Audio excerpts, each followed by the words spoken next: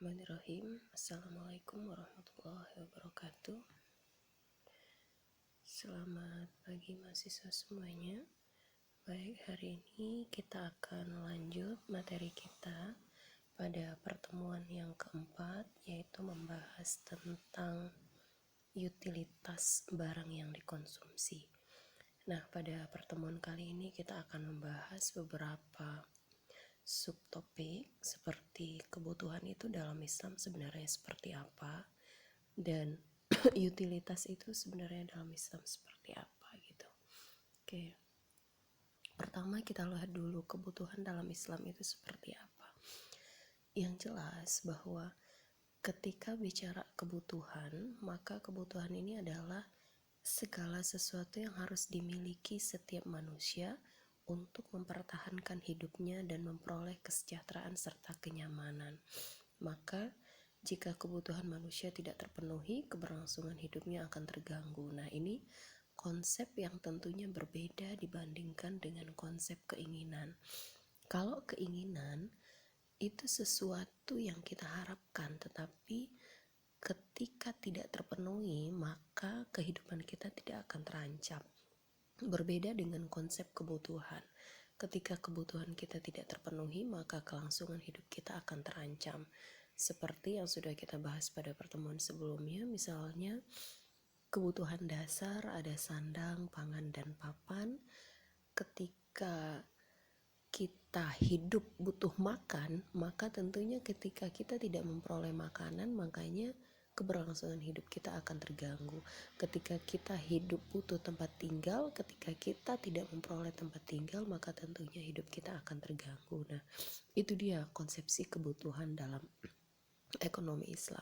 Tentu sangat berbeda dengan keinginan bahwa ketika kita menginginkan tempat tinggal yang mewah, maka itu sebenarnya bukan lagi kebutuhan, karena kebutuhan kita tentunya adalah memiliki tempat tinggal, sedangkan tempat tinggal yang mewah itu jatuhnya kepada keinginan. Nah, ini dua hal yang mesti dibedakan antara konsepsi kebutuhan dengan konsepsi keinginan, karena yang dimaksud dalam ekonomi Islam itu untuk pemenuhan ekonomi itu adalah kebutuhan itu sendiri, bukan bicara dalam konteks keinginan.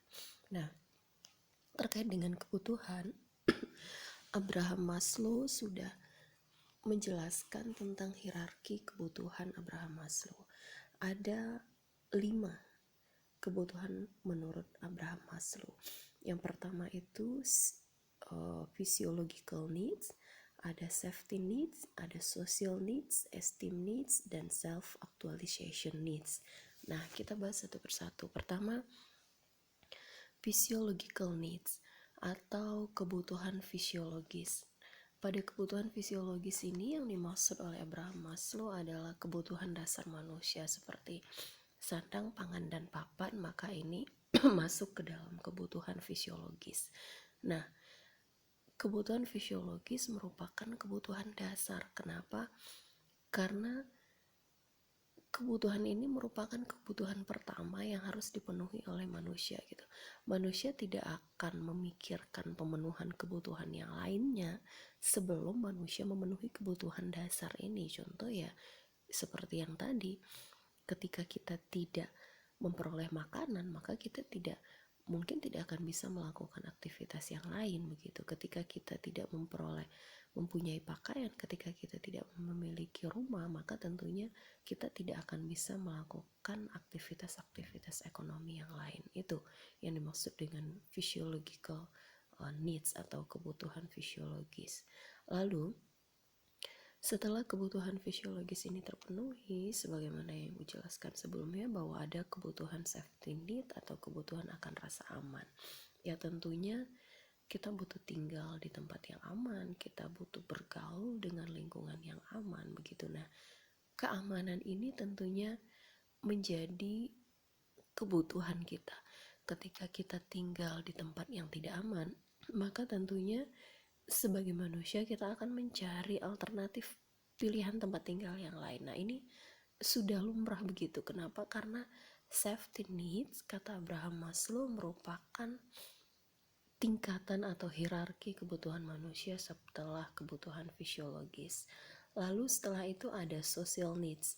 Social needs bahwa yang sudah Ibu jelaskan juga, kita ini adalah makhluk sosial, zon politikon yang memang tidak bisa hidup sendiri. Jadi kita butuh berinteraksi, kita butuh hidup sosial dengan orang lain. Kita butuh untuk saling menyayangi, saling mengasihi. Nah, itu tercipta ketika kita bisa melakukan interaksi dengan orang lain. Makanya introvertnya seseorang, maka orang introvert ini tetap akan butuh orang lain begitu, karena memang lumrah manusia kita sebagai makhluk sosial, sebagai makhluk berekonomi, kita tidak akan pernah bisa memenuhi kebutuhan hidup kita sendiri.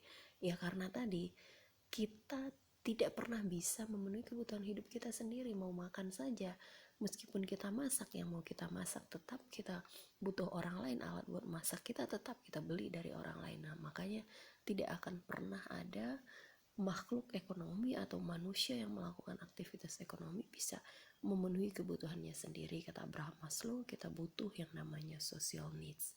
Lalu berikutnya, hierarki berikutnya ada esteem need atau kebutuhan akan penghargaan. Nah, ini dia, bahwa kita butuh dihargai, orang lain juga butuh dihargai. Makanya ini menjadi kebutuhan manusia pada tingkatan yang keempat, kata Abraham Maslow.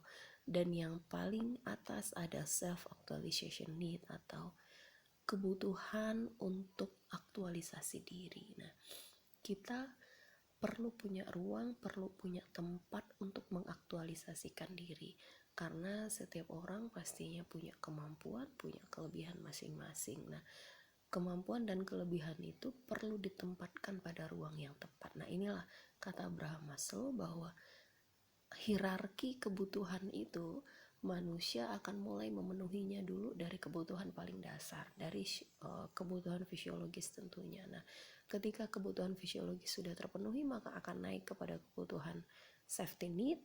Kalau sudah terpenuhi akan naik kepada social need. Jika sudah terpenuhi maka akan naik ke esteem need, dan jika itu sudah terpenuhi maka akan naik kepada self actualization need. Nah, inilah hierarki kebutuhan menurut Abraham Maslow. Nah, bagaimana kebutuhan dalam Islam? Dalam perspektif Islam, kebutuhan itu ditentukan oleh konsep maslahah. Maslahah ini artinya sesuatu yang memberi manfaat di dunia maupun di akhirat. Ya, jadi kebutuhan dalam Islam itu tidak hanya ditentukan oleh manfaat di dunia saja, tetapi juga dimaksudkan untuk memperoleh manfaat di akhirat. Nah, inilah menurut Syatibi, kebutuhan itu dibagi menjadi 3, yaitu daruriyah, hajiyah, dan tahsiniyah. Daruriyah ini artinya kebutuhan pokok, ya, kebutuhan pokok atau kebutuhan dasar, kebutuhan yang harus terpenuhi agar manusia dapat hidup layak. Jika tidak terpenuhi, maka hidup manusia akan terancam di dunia. Nah, ini kata Syatibi, kebutuhan ini meliputi hifzuddin, hifzun nafs, hifzul akal, hifzun nas, dan hifzul mal, bahwa manusia perlu untuk menjaga agamanya, menjaga keturunannya, menjaga akalnya, menjaga keturunannya, dan menjaga hartanya, begitu. Lalu ada kebutuhan berikutnya, yaitu kebutuhan hajiyat. Kebutuhan ini adanya setelah kebutuhan daruriyat terpenuhi. Apabila kebutuhan hajiyat tidak terpenuhi, maka keselamatan manusia tidak akan terancam, namun manusia akan mengalami kesulitan dalam melakukan suatu kegiatan, begitu. Sehingga kebutuhan hajiyat ini sifatnya hanyalah sebagai penguat dari kebutuhan daruriyat. Lalu ada kebutuhan tahsiniyat. Kebutuhan ini adanya setelah terpenuhinya kebutuhan daruriyat dan kebutuhan hajiyat, atau disebut juga dengan kebutuhan tersier, begitu. Sehingga jika kelima hal pokok yang tadi sudah terpenuhi, maka sebenarnya ketika kebutuhan tahsiniyat ini tidak terpenuhi, maka tidak akan menimbulkan kesulitan bagi umat manusia dalam melaksanakan aktivitasnya. Nah, ini kata Syatibi, bahwa kebutuhan dalam Islam itu dibagi menjadi 3, daruriyah, hajiyah, dan tahsin ya. Yang jelas dalam ekonomi Islam bahwa kebutuhan atau pemenuhan kebutuhan dalam konteks Islam tidak hanya dituju untuk pemenuhan kebutuhan di dunia, tetapi juga untuk pemenuhan kebutuhan di akhirat gitu.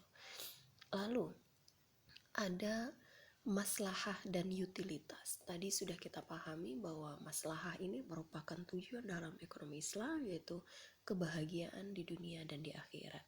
Sedangkan utilitas itu adalah nilai guna. Nilai guna apa yang dimaksud? Bahwa utilitas dalam bidang ekonomi kita perlu untuk memperoleh nilai kepuasan atau nilai manfaat yang diterima oleh seorang konsumen dari suatu barang atau jasa yang dikonsumsi begitu.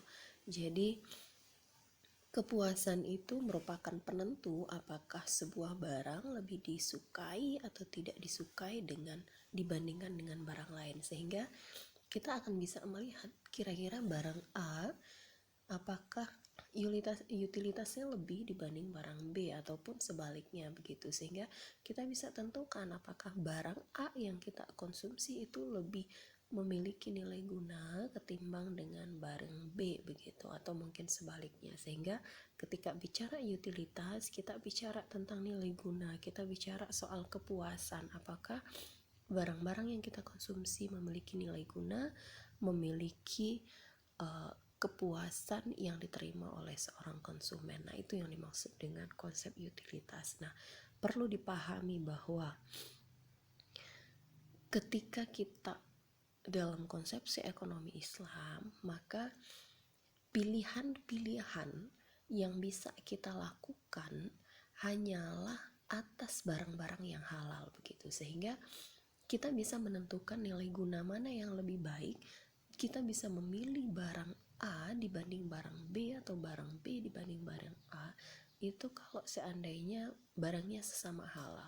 Tapi jika barang yang dipilih satu adalah barang yang halal dan satu barang yang haram, maka tentunya pilihnya kita tidak bisa memilih karena kita harus memilih barang yang halal begitu. Jadi seperti yang minggu lalu sudah disampaikan bahwa pemilihan itu hanya akan bisa dilakukan dalam konsepsi Islam jika kita memilih atas sesama barang yang halal. Makanya kita hanya bisa memilih utilitas yang lebih besar, manfaat atau nilai guna yang lebih besar jika barang-barang pilihan untuk dikonsumsi, barang dan jasa pilihan yang akan kita konsumsi adalah barang dan jasa yang halal begitu. Makanya konsepsi utilitas bisa berlaku di situ ketika kita bicara dalam konsepsi Islam. Makanya yang jelas Islam mengedepankan konsep maslahah dan kita bisa menggunakan konsep utilitas selama